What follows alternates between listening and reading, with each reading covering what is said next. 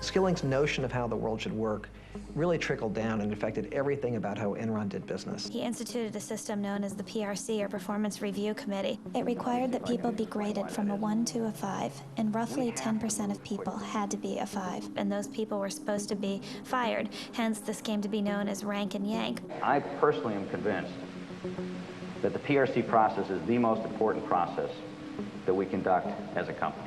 I've never heard of a company yet that would be successful terminating 15% of their people every year just to satisfy the fact that the other employees had to vote on them.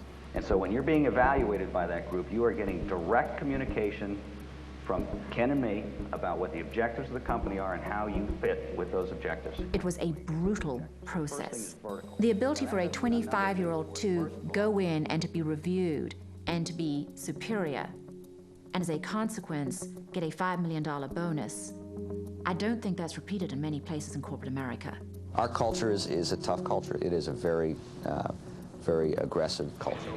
8 million on new deals. At Enron, no one was more aggressive than the traders. You're going to make 17 million. If I'm on the way to my boss's office to argue about my compensation, and if I step on somebody's throat on the way, that doubles it, well, I'll stomp on the guy's throat. You know, that's how people work. Is that your 4.5 mil? On the trading side, we got to be the biggest, baddest house in town. And by necessity, if you wanted to be in the market, you had to deal with Enron. Try to reconcile your big numbers here. Enron's traders were like the super powerful high school clique that even the principal doesn't dare to rein in. They had become the major engine of at least reported profits at the company. They took Jeff Skilling and Ken Lay's belief in free markets and turned it into an ideology. Jeff Skilling had a desperate need to believe that Enron was a success. I think he identified with Enron. He proclaimed at one point, "I am Enron."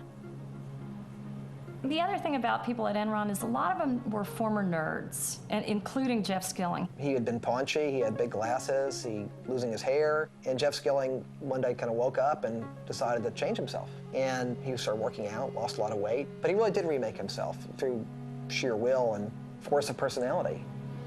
When Jeff got LASIK on his eyes, everybody at Enron got LASIK, so nobody was wearing glasses.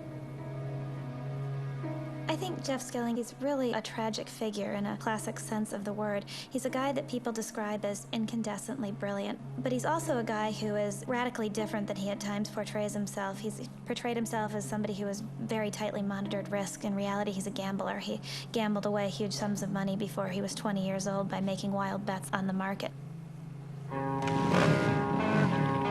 To Jeff Skilling, risk was glamorous. He was a huge risk taker. He actually talked about wanting to go on trips that were so perilous that someone could actually die.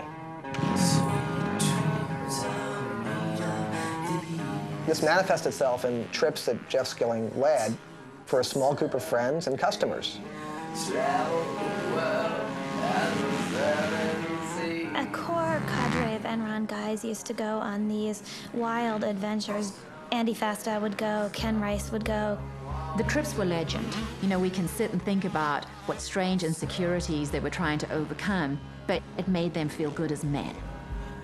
And they took a particularly memorable trip to the Baja, 1,200 miles in very rugged terrain in Mexico. This is a trip where people crash bikes. Ken Rice was on the trip and he busted a lip and required a bunch of stitches. People broke bones. One guy flipped a Jeep and almost got killed. Those sorts of stories at Enron became legend, and it fed the whole macho culture of the place.